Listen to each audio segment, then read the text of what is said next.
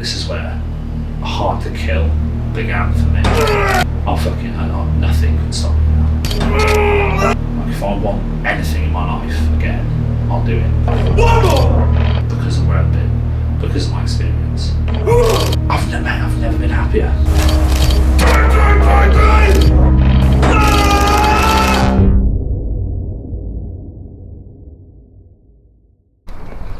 But we're going to get fucking a bit more serious around training and what I'm eating, aren't we? We spoke about doing a bit more about how I'm eating in prep and a fucking nasty leg session.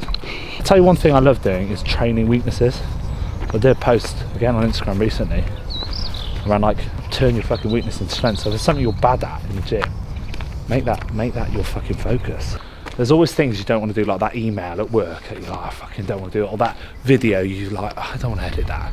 But if you do that first and get it fucking done, you accomplish it.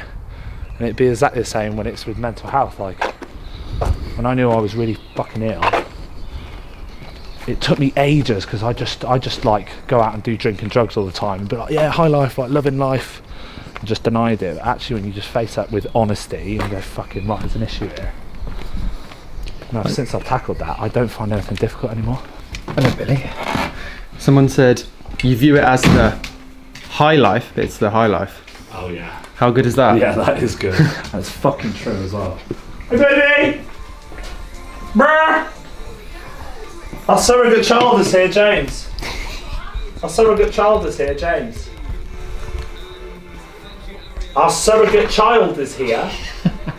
Something really important to focus on here is the 103 no poo. I had a poo that morning. But then refeed day, post refeed. The day after I went up to 104, and then yesterday was rest day. My calories are really reduced, so I was gone down to 102.4. So we're hoping now after 2 training days, the plan is to get back down to base weight, which was 101.4. That was like our baseline. And when we get to that point, then we push harder then for the next set of conditions. So we go into a deeper deficit at that point. Today is a training day. This is how it works. Breakfast, 300 grams of white fish, 60 grams of oats, 50 grams of blueberries or raspberries.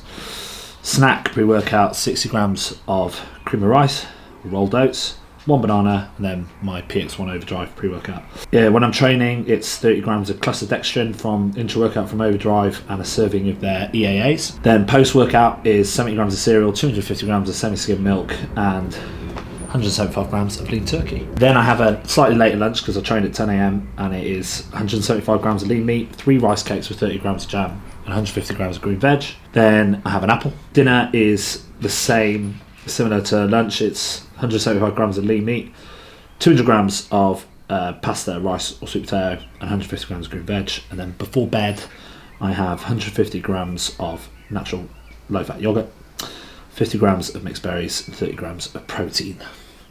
Rest day, when I'm always hungry, 300 grams of white, same breakfast. Snack 1, chicken or turkey, same weight as usual, 175, 3 rice cakes, 30 grams of jam. Lunch, 175 grams of lean meat, 150 grams of carbs, 150 grams of veg. Then I have an apple, 30 grams of whey protein from Overdrive. Dinner is exactly the same as lunch, and then snack is exactly the same as a training day. So reduced on rest days, that's why we always get a nice drop in weight after rest day. And that is it. That's what I eat currently on prep. So we're looking just lastly to get from, I had a refeed recently on Saturday. We want to get back down to our baseline, which is 101.4 kg. When we get to that point, Lewis has explained that he's then going to push harder. So we then get more condition, refeed, baseline, more condition, refeed, baseline, more condition, all the way to the show.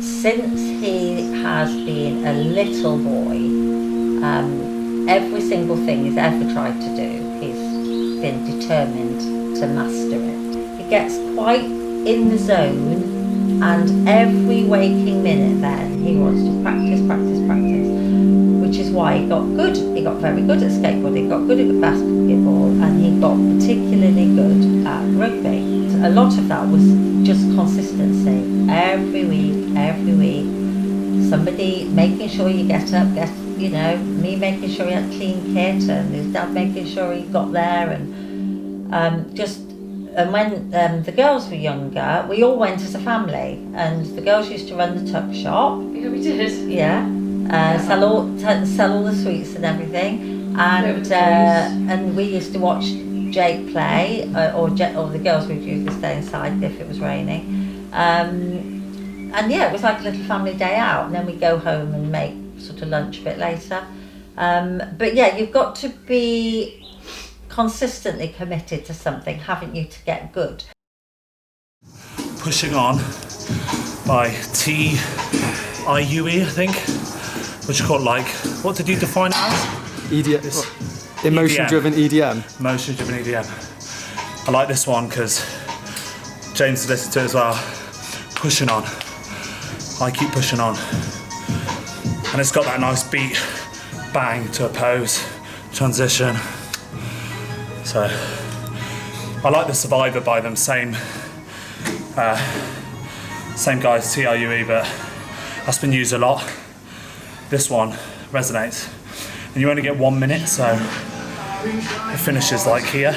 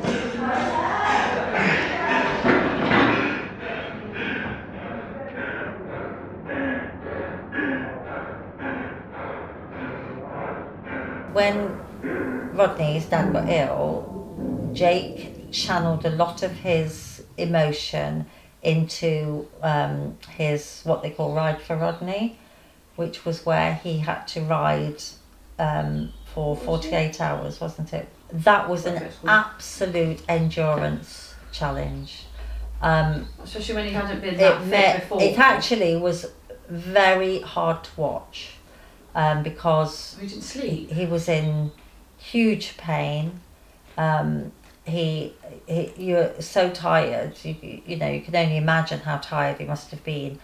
And he had every now and again a very, very short break just to refuel.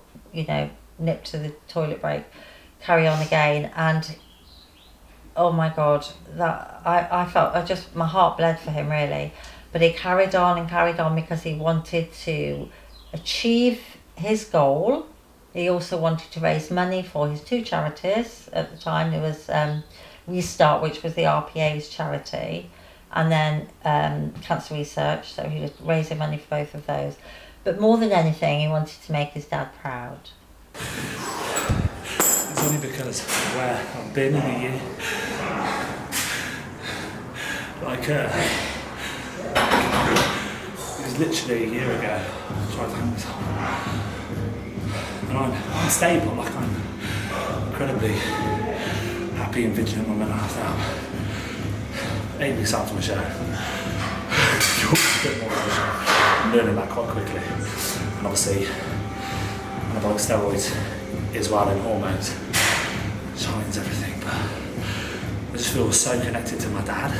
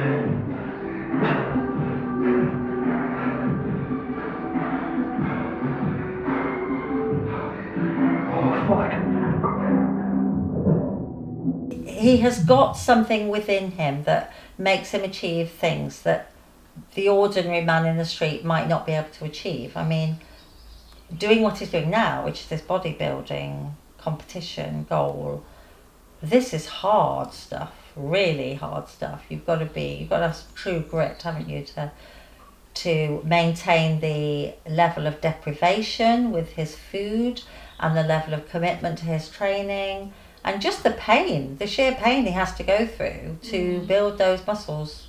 He's one of those characters, I think, no matter what happens in his life, he will try to channel his emotion and his energy into another goal, into achieving something and trying to be the best at it.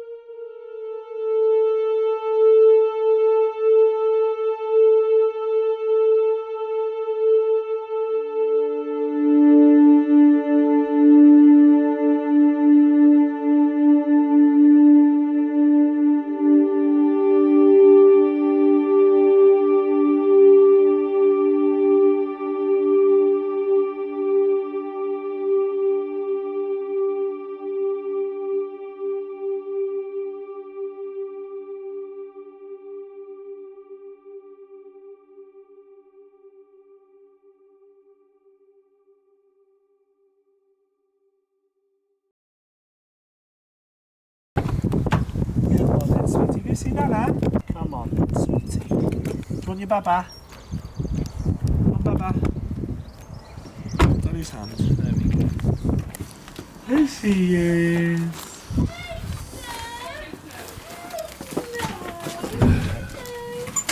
Go on, baba. Oh, God, she's over. Up you go, sweetie. Honey, look at your hair! Did you fall? Hello? Look at your hair! You okay? About a week, is it? Yeah. About a week. So, this is my beautiful sister Lou. Hello! And Daisy Dore, a little baby. Daisy? How old is she now, Lou? She's 5 months now. She's grown, she's a little beast. She's like double the size of her, mate. Yeah. So, I was saying to you in the car, wasn't I, this... So Dad's hospital bed was there, so we moved into this place because it's accessible and managed to get... Mum and Dad managed to secure a home before he passed. So it was it November we moved in, Mum? So 26th November, and then Dad died on January 2nd. Yeah. But he literally passed away there, so it's like quite... You remember we were saying earlier about Yeah, we had the sofa moved. how make a house a home? Like, we lived in a family home where we lost Rebecca, which was Heidi House, and then Louise, Claire and myself grew up really most of our lives in Oxhill Farm, which we rented for like 18 years. But yeah, like, it's your memories and your love and your family that make a home. It's not the bricks and the mortar. And this feels as much like, when you say this feels as much like home as any other place we've gone. any other place we've gone. So, like, even these sofas date back to Heidi House. Like, in fact, Rebecca laid to rest on that sofa. Yeah, she did. So we've always been a family that are very, not materialistic, but like we hold on to things that matter to us. Sentimental things, like all this stuff, like everything we have in this house has followed every home. So Dad died there, but I just want to show, here's Dad. What's going on? Just here at the moment, and we're doing his, because of COVID, we get to do the wake. Is it May 28th, Mum? month, yeah. Yes. May 28th, we're going to lay Dad's ashes. They're going to be buried in Becky's Yeah, grave. so this was literally where he was. Yeah, the furniture was pushed forward Yeah, a bit. he just... It's mad, isn't it, when you think about it, Mum? Look on your I eyes. can't believe he's gone still. Yeah, I think in some respects the missing doesn't really... Do you remember you said to me how the missing hasn't even started yet? I don't think it really has. Still, I think I think it's always. You just always miss them. Yeah. I feel him with me though all the time. How many times have I said that to you, James? How much I feel him with me. Right, I've got to eat again. Rodney always wore his favourite dressing gown, which is still upstairs, and it smells exactly of Rod still, and it was a nice smell, by the way. But yeah, it was a nice smell. The neck of it at the back is just pure Rodney. It's like a mixture of soap and I suppose aftershavey smell and just Rodney smell. And every night when I go to bed, I put my dressing gown on top of it over the hook. It's only his and then mine, and I wrap the arms of my dressing gown around it like that, so it's like giving him a hug. And then sometimes I take the dressing gown down and I just literally bury my head in it and hold on to it and shut my eyes, and it is literally like I'm just holding Rodney, and that is wonderful. And I've said to all of the children, if you want to have a hug off your dad, just go upstairs and get that dressing gown and just close your eyes and bury your head in it, and you know, I guarantee you'll feel like you're hugging him, and it is so powerful. I know that Jake goes upstairs now, and well, any of them, they sometimes go upstairs and they do that and they have a little cry. I can usually hear them because it's right there. But then Rodney also had his newer dressing gown that we bought for him, which was basically a Christmas present for him, and we knew obviously it was going to be his last Christmas, and he was poorly, so you know I knew he wouldn't want to go and get dressed on Christmas Day, so we got him a smart new dressing gown which he wore over the Christmas period, and most of the time he was in bed here anyway. But we went over to Claire's house and she did her dinner. We didn't stay very long because Rodney wasn't well at all, so we came back quite quickly. But anyway, that was his new dressing gown, and he wore it a few times, and then Jake said to me, can I have that dressing gown, Mum? Because when he puts it on himself, he feels like his dad's with him. So Jake's got that dressing gown. He's also got his dad's slippers, which he wears every day. Jake does. Well, as far as I know, he wears them every day, certainly in the cold weather in the house. And as I say, we've got his other one, the one, you know, the less glamorous one, but the one that he actually wore all the time mainly, is upstairs having a hug from mine as we speak, actually. That's a little leggies. Okay, Bill. You had a good day? Where's our Diddy then? Hello, darling.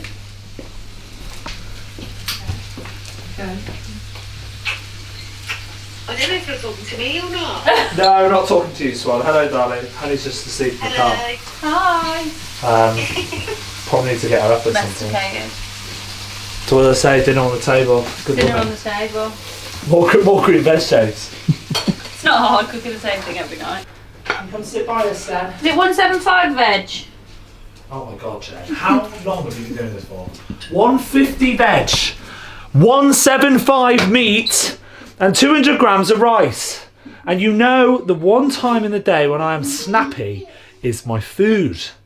Honestly, mate, I tell her every day, she's like, I'll weigh it out for you. She just can't get it, she can't compute her head. She cannot compute it. Honestly.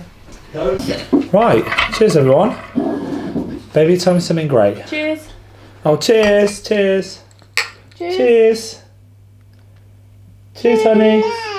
No. Cheers. Alright, cheers, James. Cheers. Great day, buddy. Long day. Something great?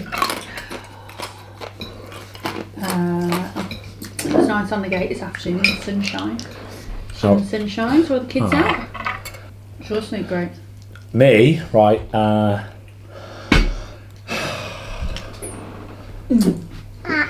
two things. Got it there. Time with Honey in the park, just me here and Esme, and I'd probably say like some of the discussions me and James have had really have just been like pretty enlightening, haven't they, to be honest? Pretty right. Enlightening, just like powerful. It's always powerful when we're together. James, something great. Come on, break that cynical cycle.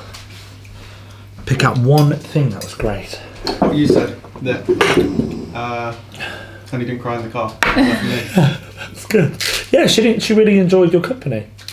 That's for a young man. That's like a. That's a Tony's great. doing your name as well. Yeah. And cheers. Cheers. Yeah, that's my thing. Cheers.